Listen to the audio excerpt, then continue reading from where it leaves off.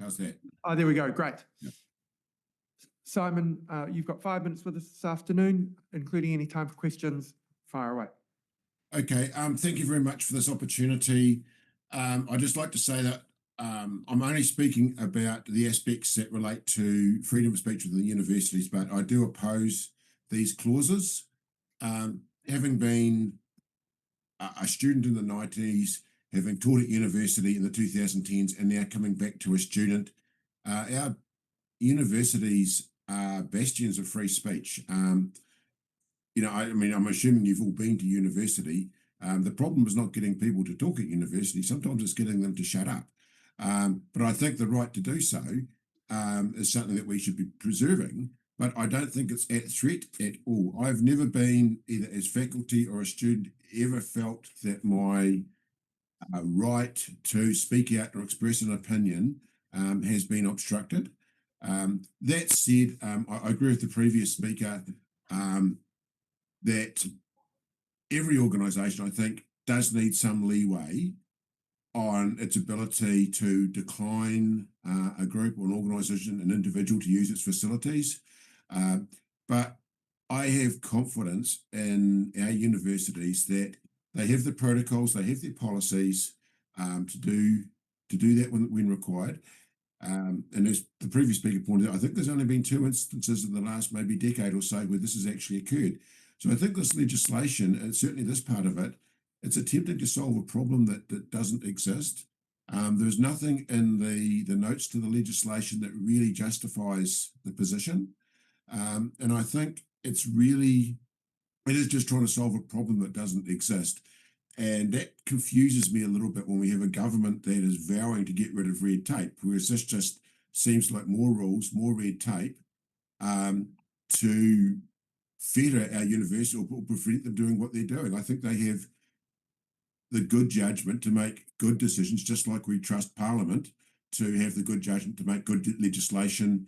I think we should extend the same courtesy to our universities.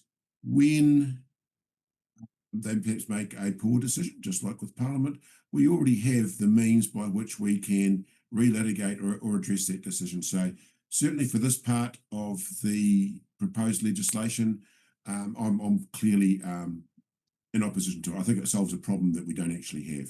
Thank you. Thanks very much, Simon. I've got a question from Lawrence Zunan. Hey, Lawrence. Oh, thank you so much, Chair.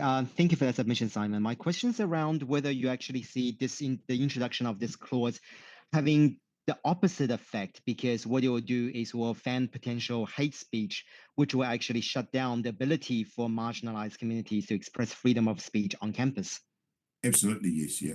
I think the law of unintended consequences, which is not one we can change in Parliament, has a lot of scope to run wild with this sort of legislation and end up having exactly the opposite effect to what may have been intended. Thanks, Lawrence. I've got a question from Grant McCullum. Yeah, thanks. So just clearly one of the issues that brought this to a head was the refusal by Massey University to allow Dr. Don Brash to speak on campus. So I'm just curious as to what your thoughts are on that, because I mean, this was an individual well known in the country, a former leader of the opposition. What's your reflection on that? Because that's clearly one of the things that's instigated this whole discussion. Yeah, I think, I mean, that's one incident, this is not something that's happening all the time. And I think this, ultimately, an organisation, whether it's a university or the pub just across the road from me, does have a right to decline a speaker or a group access to its public facilities for speaking and holding events. Don Brash has plenty of other spaces places where he can go and speak. I don't think he was really disadvantaged by this. And I think if you sort of step back from it, he probably achieved a good part of what he wanted to achieve in terms of messaging, probably more by having his speech declined than actually having it and talking to the 3 people who might have turned up. So if you step back from it, the university made a decision, and there was a robust discussion around that, which all the viewpoints were aired in the media. So I think it was possibly, once again, law of unintended consequences, possibly an even more effective outcome for Mr. Brash than he actually intended or expected. Thanks so much, Simon. Really appreciate your submission to the committee this afternoon. Awesome, thanks, Carl. I'm going to invite Professor